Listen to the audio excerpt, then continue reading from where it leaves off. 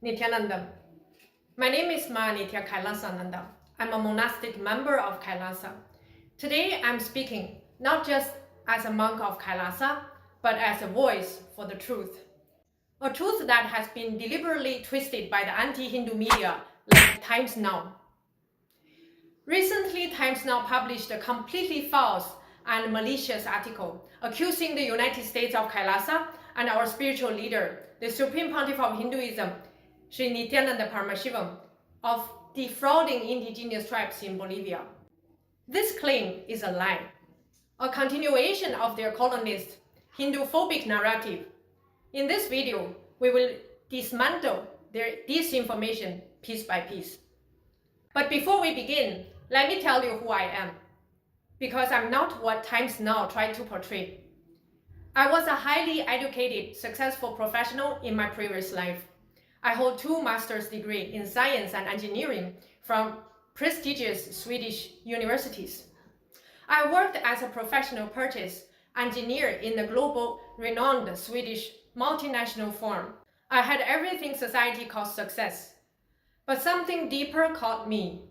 I was inspired by the SPH, my beloved guru, not just by his teachings, but by his immense compassion, selfless service, and tireless sacrifice for humanity. He showed me that life is not just about personal gain, it's about giving, about awakening others, about living in alignment with the highest truth. So I made a choice. I left everything. I renounced my worldly life. I became a Hindu monk. And I found my dream life, a life of deep joy, spiritual awakening, and service.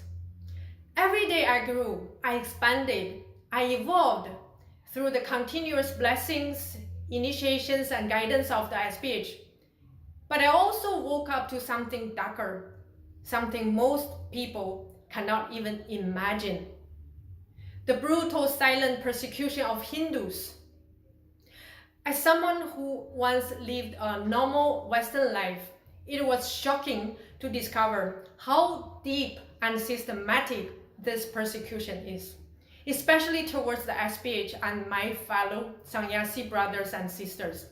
It's real, it's vicious, it's horrifying.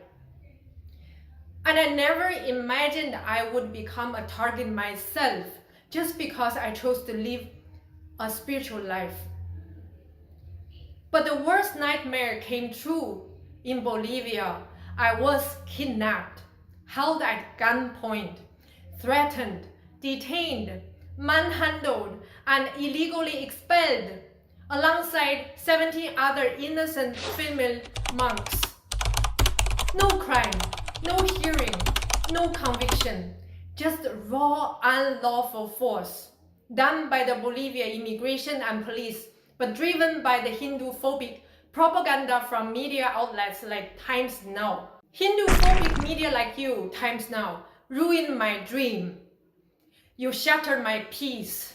You attacked my life. And so today I speak. This is my voice. This is my story. This is our complaint to the world to expose Time Now and all other who enable racism, religious persecution, and injustice against innocent Hindus. You will not silence us. Times Now, you claimed Kailasa is a fictitious nation with no real existence. This is absolutely false. This isn't just ignorance, it's a deliberate erasure. Kailasa is not fictitious. It is a sovereign spiritual nation, representing the voice, heritage, and aspirations of over 2 billion practicing Hindus and the diaspora across 150 plus countries. It is not only real, it is active, thriving, and deeply rooted in the revival of Sanatana Hindu Dharma. Kailasa is not new. It is a living continuation and revival of 10,000 years of Hindu indigenous nations, kingdoms, sampradayas, and temple civilizations. Kailasa represents a legally, spiritually, and historically grounded nation. According to the Montevideo Convention, a nation must have 4 things: a permanent population, a defined territory, a functioning government, the capacity to engage in international relations. Kailasa meets every single one of these requirements. In fact, Kailasa possesses far more sovereign land than you claimed in your article. Not just in Ecuador, in Bolivia, but across multiple continents. It might be difficult for you to grasp, but Kailasa, as a first nation for Hindus, has been incredibly successful in forging diplomatic ties. We are even building the United Ancient Nations, UAN, a coalition of ancient indigenous nations across the globe. Kailasa is growing at a pace that you cannot even comprehend. You targeted Bolivia, but we are already working on establishing dozens, even hundreds of alliances and locations worldwide. Kailasa is a nation of service, a nation of compassion, a nation built only to give. Kailasa has contributed over 1 billion free Satvic organic meals served for free, 70 plus free healthcare centers and mobile clinics providing Ayurvedic, Siddha and allopathic care, 100,000 plus children given free education and spiritual guidance through Kailasa's gurukuls and online learning platforms. Disaster relief in 16 plus countries, from pandemic response to refugee aid, food security, and women's empowerment. And every service, food, education, health, spiritual empowerment has been offered freely without expectations, without discrimination. And you call that fake? You mock Kailasa as fictitious because you're blind to the living continuity of Sanatana Hindu Dharma. Times now, you claim Nityananda is a fugitive and accused of rape. This is not just a lie, it is deliberate malicious campaign rooted in anti-Hindu bigotry. Before I address the false accusations, let me ask, why did you drag the SPH into this? He has never set foot in Bolivia, nor has he ever signed any agreements related to it. So why is he being falsely implicated in this matter? And what is the truth? Is the SPH has never been convicted of any crime in any country. Not in India, not in the United States, not anywhere. After more than 120 false legal cases and over a decade of forensic, judicial, and media scrutiny, he remains entirely unconvicted and innocent. All the accusations were completely fabricated.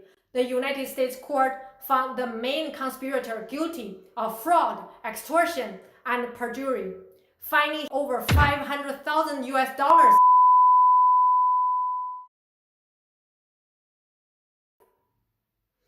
Let's be clear, no conviction, no standing warrant, no Interpol red corner, blue corner notice. Still, anti-Hindu media like Times Now keep repeating this line, ignoring international rulings and due process. This is not journalism, this is weaponized disinformation.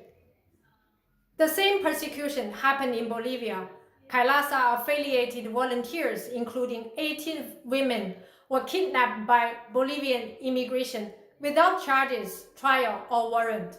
None of them had signed any agreement. The cooperation document between Kailasa and the indigenous nations was not declared illegally by any court. No one was arrested, no one was convicted because we did nothing wrong. If anything illegal had occurred, there would have been a trial, a sentence, a ruling. Instead, there was a coordinated and illegal expulsion, a deep state act, not law enforcement. This proves only one thing, that 18 female victims were innocent. But they are being targeted not by justice, but by geopolitical anti-Hindu forces that fear a global Hindu resurgence. Now, let's talk about the SPH. The same smear tactics, the same unjust attacks. The SPH has been targeted by media, falsely accused and attacked with every possible method. He's been assassinated, poisoned, and subjected to countless fabricated charges. Yet, despite all these vile attempts, he has never been sentenced for any crime. All these facts only prove one thing, the SPH's innocence and the anti-Hindu deep state agenda. These attacks are not about justice, they are about silencing him, eliminating his influence, and destroying the global resurgence of Hindu civilization. The anti-Hindu deep state will do anything to kill and silence the SPH. But no matter how many attacks they launch, they cannot bring down the truth. He has committed no crime. What else can they do except resort to illegal, unjust methods? The anti-Hindu deep state is criminal. You, Times Now, are the criminals, not the SPH. The SPH is under attack, not because any wrongdoing, but because he is the most influential, most followed Hindu spiritual leader alive today, relentlessly reviving Sanatana Hindu Dharma globally. Despite the attacks, the truth cannot be silenced. The SPH is a legally recognized successor to 21 ancient Hindu indigenous kingdoms. His coronation as the Supreme Pontiff of Hinduism was not self-proclaimed, it was declared by over 1,000 traditional Hindu leaders in accordance with the sacred tradition of Sanatana Hindu Dharma. Till today, the SPH is the most popular spiritual master on the internet. Over 1 billion views online, over 30 million followers, over 10,000 hours of live teachings, daily guidance streamed in 100 plus countries in 18 plus languages. The SPH's teaching reached millions daily, transforming lives through yoga, meditation, spiritual empowerment, Hindu law, temple science, and more. Thousands of people testify to miraculous healing, freedom from depression and anxiety, rediscovering purpose, and reconnecting with their Hindu identity. This is why he's targeted, because he's awakening Hindus, because he's unstoppable. Times Now, you claim the Kailasa called Bolivia tribes into handling over land. This is absolutely false.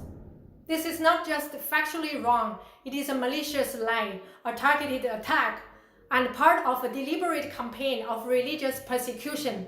It is not journalism, it's propaganda designed to criminalize innocent spiritual communities and demonize Hindus. There was no land grab. What actually happened was a cultural and humanitarian cooperation agreement signed lawfully between a US-based Hindu religious nonprofit and the indigenous nations in Bolivia. These nations are recognized under Bolivian law as sovereign entities with full international rights to form such relationships. This was not deception. It was a dignified alliance between two ancient indigenous civilizations built on shared values of spirituality, culture, and service. Bolivia's own constitution and laws protect this kind of cooperation. Article 30 guarantees the right of indigenous people to preserve and develop their spiritual traditions and self-governance. Article 289 and 290 affirm their autonomy and self-determination. Law number 450 explicitly supports indigenous nations forming partnership with external groups that benefit their communities. International law backs it too. Bolivia has ratified every major treaty protecting indigenous rights.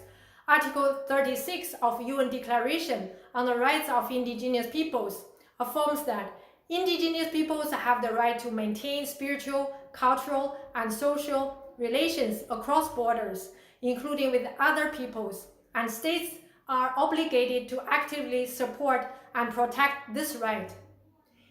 Indigenous and Tribal Peoples Convention ILO Convention 169 protects their right to self-governance and cooperation.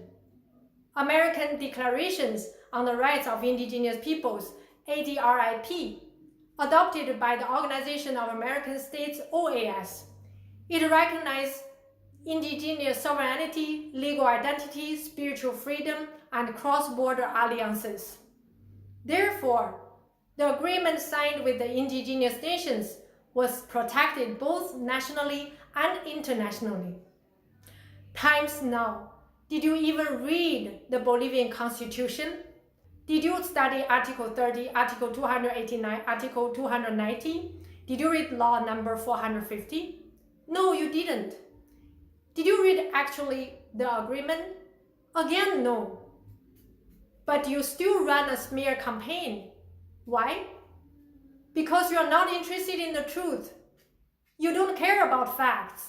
You care only one thing: spreading hate. Aside from the full legality of the agreements, what was actually offered through this cooperation? Free traditional healing services, yoga and meditation programs, humanitarian and including food, medicine, services, youth empowerment, and peace education workshops. These are not the actions of a scam. These are the contributions of a dharmic civilization built on service, integrity, and compassion. What Kailasa and the indigenous nations entered into is not a crime. It was a celebration of indigenous diplomacy. What did you do for the indigenous people in Bolivia times now?